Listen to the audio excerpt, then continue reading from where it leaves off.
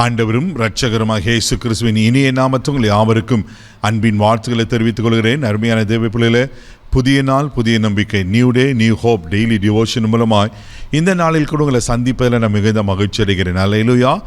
இன்றைக்கு கூட கர்த்தர் நமக்கு கொடுக்கிற வார்த்தை என்ன? 1 ராஜாக்களின் புஸ்தகம் 17ஆம் அதிகாரம் 22வது வசனத்தை கூட வாசிக்க கேட்போம். கர்த்தர் எலியாவின் சத்தத்தை கேட்டார், பிள்ளையினுடைய ஆத்துமா அவனுக்குள் திரும்பி வந்தது, அவன் பிழைத்தான். அல்லேலூயா, ஆமென். ஒரு அற்புதமான சம்பவத்தை நாம் பார்க்கிறோம். பாருங்க, கர்த்தர் எலியாவின் சத்தத்தை கேட்டார். எதற்காக? நீங்கள் தொடர்ந்து வாசிப்பீங்கன்னா, பிள்ளையினுடைய ஆத்துமா அவனுக்குள் திரும்பி வந்தது, அவன் பிழைத்தான். பாருங்க, ஒரு பஞ்ச காலம், கேரி தாற்றங்கரையில் எலியா இருப்பார், ஆறும் வற்றி போயிற்று. இப்போது காகங்கள் மூலமாய் போஷித்த ஆண்டவர் இப்போ எலியாவை எப்படியாவது போஷிக்கணும். ஆண்டவர் சொல்லுவார், நீ சாரிபாத் என்ற ஊருக்கு போ, அங்கே நான் உன்னை போஷிப்பேன் அப்படி சொல்லிட்டு. அப்புறம் அந்த சாரிபாத் ஊருக்கு வரும்போது ஒரு விதவை விறகுகளை பொறுக்கி கொண்டிருக்கிறார். அவளோ ஒரு விதவை இருக்கிறது, ஒரு மகன், பஞ்சத்தில் என்ன செய்வதுன்னு தெரியல. அந்த விறகை பொறுக்கி கொண்டு இருந்த ஒரு பிடி மாவு, ஒரு கலசம் எண்ணெய், அதில் அற்பத்தை சுட்டு சாப்பிட்டு செத்து போகணும்னு நினைக்கிற அப்படிப்பட்ட சூழ்நிலை. அப்போது எலியா அந்த சகோதரியை பார்த்து, நீ முதல்ல எனக்கு ஒரு அடையை சுட்டு கொண்டு வா அப்படின்னு சொல்லுவாள். அப்போ தான் சொல்லுவாள், இல்லை இருக்கிறது ஒரு பிடி மாவு, ஒரு கலசம் எண்ணெய் தான். அவன் சொல்லுனா, நீ முதல்ல எனக்கு அப்போ தான் சுட்டு கொண்டு வா அப்படின்னு சொல்லுன்னா, கர்த்தருடைய வார்த்தைக்கு அந்த விதவை தாயார் கீழ்ப்படிந்து ஒரு அடையும் அப்பத்தையும் சுட்டு கொடுப்பாங்க.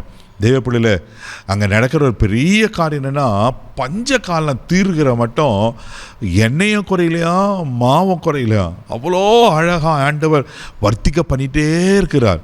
இப்படிப்பட்ட ஒரு அற்புதமான சம்பவம் அங்கே நடக்கிறது. அந்த விதவைக்கு ஒரு பிள்ளை இருந்தான்னு சொன்னேன் இல்லைங்களா, அந்த பிள்ளை திடீர்னு மரணத்துக்குள்ளாய் போகிறார். அதே 1 ராஜாக்களின் புஸ்தகம் 17ஆம் அதிகாரம் 17ஆம் வசனத்தை கூட வாசிக்க கேட்போம். இவைகள் நடந்த பின்பு வீட்டுக்காரியாகிய அந்த ஸ்திரீயின் மகன் வியாதியில் விழுந்தான். அவனுடைய சுவாசம் போகும் மட்டும் அவனுடைய வியாதி அதிகரித்து கொண்டே இருந்தது. பாருங்களேன், இதெல்லாம் முடிஞ்ச பிறகு என்ன நடக்குதுன்னா, அவங்களுடைய மகன் வியாதியில் விழுந்தானா, அது மரணத்துக்கு ஏதுவான வியாதி, மரித்தும் போகிற ஒரு சூழ்நிலை. இப்போ தான் அந்த தாய்க்கு, நாங்கள் மறிச்சிருந்தா அன்றைக்கே நாங்கள் மறிச்சிருப்போமே, எங்களுக்கு மாவும் எண்ணெயை பர்த்திக்க பண்ணி இப்படிப்பட்ட அற்புதத்தை செய்து இப்போ என் பிள்ளை மறித்து போயிட்டானே அப்படி மறுபடியும் அவர் எலியாவுகளை வரா. அதே 20வது வசனத்தை கூட நீங்கள் வாசிக்கும் போது அங்கே சொல்லப்பட்டிருக்கும், வாசிக்க கேட்போம்.